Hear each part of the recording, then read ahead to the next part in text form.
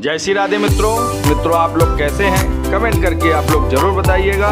मित्रों आइए आज हम सभी वीडियो के माध्यम से वट सावित्री व्रत के बारे में संपूर्ण जानकारी प्राप्त करते हैं। मित्रों वट सावित्री व्रत हर साल जेठ मास की अमावस्या तिथि को मनाया जाता है। इस साल अमावस्या तिथि 26 मई दिन सोमवार को 11:01 से प्रारंभ होकर 27 मई दिन मंगलवार को प्रातः 8:30 में समाप्त हो रही। इसलिए गणेश आपा पंचांग के अनुसार वट सावित्री व्रत 26 मई दिन सोमवार को सुनिश्चित किया गया। मित्रों आइए वट सावित्री व्रत की संपूर्ण जानकारी हम आगे वीडियो के माध्यम से प्राप्त करते हैं। आपको वीडियो कैसा लगा कमेंट करके ज़रूर बताइएगा और वीडियो को संपूर्ण देखें जिससे आपको सभी जानकारी प्राप्त हो सके। सभी माताओं बहनों को वट सावित्री व्रत पूजा की बहुत बहुत हार्दिक शुभकामनाएं। आप सभी का व्रत संपूर्ण हो, उत्तम हो, अच्छा हो, यही हमारी कामना है। आइए पूजा का मुहूर्त के बारे में जानते हैं। जैसा कि आप सभी जानते हैं कि हर साल जेठ मास की अमावस्या तिथि को वट सावित्री व्रत मनाया जाता है। इस साल अमावस्या तिथि 26 मई दिन सोमवार को 11:01 से प्रारंभ होकर 27 मई दिन मंगलवार को प्रातः 8:30 पर समाप्त हो रही। गणेश आपा पंचांग के अनुसार वट सावित्री का व्रत 26 मई दिन सोमवार को सुबह 11:01 से प्रारंभ होकर 3:30 तक बहुत ही उत्तम रहेगा। इसी बीच आप सभी अपने व्रत को संपूर्ण कर लें। आइए पूजा की विधि जानते हैं। प्रातःकाल स्नान आदि करके स्वच्छ वस्त्र आदि पहनकर पूजा स्थान को साफ सुथरा कर लें। एक चौकी स्थापित करें। यदि आप घर पे कर रही हैं तो उस चौकी पर एक लाल कपड़ा डाल लें, बिछा लें। यदि आप बाहर वट वृक्ष पे पूजा कर रही तो श्रेष्ठ है। यदि आप घर पर पूजा कर रही हैं तो वट वृक्ष की छोटी टहनी या डाली मंगवा लें। यदि टहनी और डाली नहीं प्राप्त हो रही है तो आप वट वृक्ष बरगद का चित्र या प्रतिमा का भी प्रयोग कर सकती हैं। देवी सावित्री और सत्यवान की प्रतिमा भी रख सकती हैं और उस पर रोली, चंदन, अक्षत, फल फूल, मिठाई, नैवेद्य आदि अर्पित करके धूप और दीप दिखा दें। फिर वट वृक्ष के चारों ओर कच्चा सूत्र या कच्चा धागा आप प्राप्त करें। उसको लेके धागे को लेके 7 परिक्रमाएं वट वृक्ष की आप करें और उसे उसी में लपेट दें। फिर सभी लोग अक्षत पुष्प लेकर वट सावित्री व्रत कथा का पाठ व श्रवण करें। कथा संपन्न होने के बाद फिर भगवान की आरती करें। फिर उसके बाद सभी लोग अपने घरों के बड़े बुजुर्गों का आशीर्वाद प्राप्त करें और प्रसाद का वितरण करें। पूरे दिन व्रत करने के बाद शाम को सभी व्रत का पालन कर सकते हैं। आइए वट सावित्री व्रत की कथा भी हम लोग अब श्रवण करते हैं। भद्र देश के एक राजा थे जिनका नाम अश्वपति था। भद्र देश के राजा अश्वपति की कोई संतान नहीं थी। उन्होंने संतान की प्राप्ति के लिए मंत्रोच्चारण के साथ प्रतिदिन 1 लाख आहुतियाँ दी। 18 वर्षों तक यह काम उन्होंने नित्य किया। इसके बाद सावित्री देवी ने प्रकट होकर राजन को वर दिया कि हे राजन, तुम्हें एक तेजस्वी कन्या प्राप्त होगी। सावित्री देवी की कृपा से जन्म लेने के कारण से कन्या का नाम सावित्री रखा गया। कन्या बड़ी होकर बेहद रूपवान और गुणवान हुई। योग वर न मिलने के कारण से सावित्री के पिता बहुत दुखी रहते थे। उन्होंने कन्या को स्वयं वर ढूंढने के लिए कहा। एक दिन सावित्री तपोवन में भटक रही थी। वहाँ पर उसने देखा कि एक साल्व देश के राजा धूम्रसेन रहते थे। क्योंकि उनका राज्य किसी ने छीन लिया था और उनके पुत्र सत्यवान को देखकर सावित्री मोहित हो जाती और उन्हें अपने पति के रूप में उनका वरण कर लिया। ऋषिराज नारद को जब यह बात पता चली तो वह राजा अश्वपति के पास पहुँचते हैं और उनसे कहें कि हे राजन, यह क्या कर रहे हैं? आप सत्यवान गुणवान है, धर्मात्मा है और बलवान भी है, परंतु उसकी आयु बहुत सूक्ष्म छोटी है। वो अल्प आयु है। 1 वर्ष पश्चात ही उसकी मृत्यु हो जाएगी। ऋषिराज नारद की बात सुनकर राजा अश्वपति घोर चिंता में डूब गए। सावित्री ने अपने पिता से चिंता का कारण पूछा तो पिता ने कहा कि हे पुत्री, तुमने जिस राजकुमार को अपने वर के रूप में चुना है वो अल्प आयु है।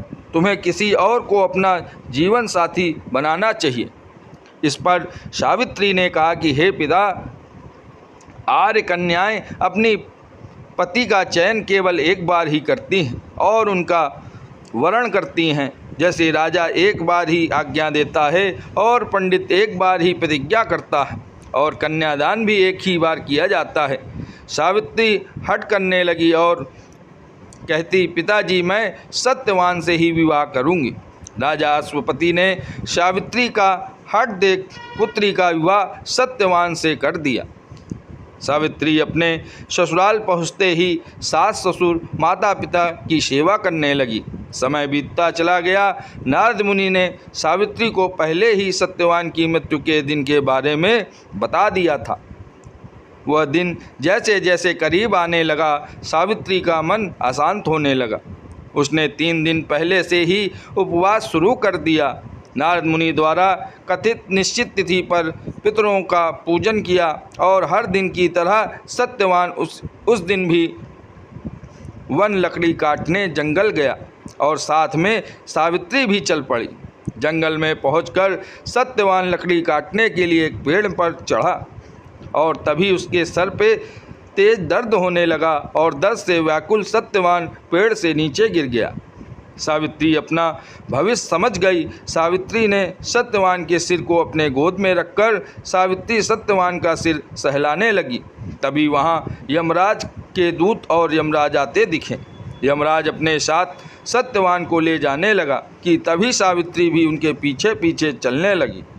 यमराज ने सावित्री को समझाने का बहुत प्रयास किया कि पुत्री, यही विधि का विधान है, लेकिन फिर भी सावित्री नहीं मानी। सावित्री को निष्ठा और पतिपरायणता को देखकर यमराज ने सावित्री से कहा कि हे पुत्री, तुम धन्य हो, तुम मुझसे कोई भी वरदान मांगो। सावित्री ने कहा कि मेरे सास ससुर वनवासी और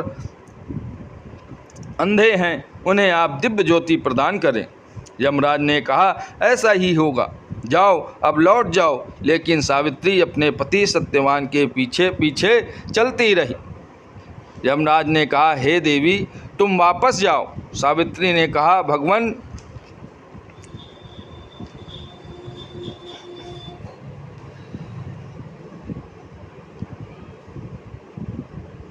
सावित्री ने कहा, भगवान, मुझे अपने पति देव के पीछे पीछे चलने में कोई परेशानी नहीं है। पति के पीछे चलना ही मेरा कर्तव्य है। यह सुनकर उन्होंने फिर से उसे एक और वर मांगने के लिए कहा। सावित्री ने कहा कि हे भगवान, हमारे सास ससुर का राज्य छिन चुका है, उसे आप पुनः वापस दिला दें। यमराज ने सावित्री को यह वरदान भी दे दिया और कहा कि हे पुत्री, अब तुम लौट जाओ। लेकिन सावित्री पीछे पीछे चलती रही। यमराज ने सावित्री को तीसरा वरदान मांगने को कहा। इस पर सावित्री ने 100 संतानों और अखंड सौभाग्य का वरदान मांगा। यमराज ने इसका वरदान भी सावित्री को दे दिया। फिर सावित्री ने यमराज जी से कहा कि हे भगवान, मैं एक पतिव्रता पत्नी हूँ और आपने मुझे अभी पुत्रवती होने का आशीर्वाद दिया है। यह सुनकर यमराज को सत्यवान के प्राण छोड़ने पड़े और यमराज अंतर्ध्यान हो गए और सावित्री उसी वृक्ष के पास आ गई जहाँ उसका पति की मृत शरीर पड़ा था। सत्यवान जीवित हो गया और दोनों खुशी खुशी अपने राज्य की ओर चल पड़े। और जब दोनों घर पहुँचते तो देखा कि माता पिता को दिव्य ज्योति प्राप्त हो गई है। और इस प्रकार सावित्री सत्यवान चिरकाल तक राज सुख भोगते रहे। अतः पतिव्रता सावित्री के अनुरूप ही प्रथम अपने सास ससुर का उचित पूजन करने के साथ ही अन्य विधियों को प्रारंभ करें।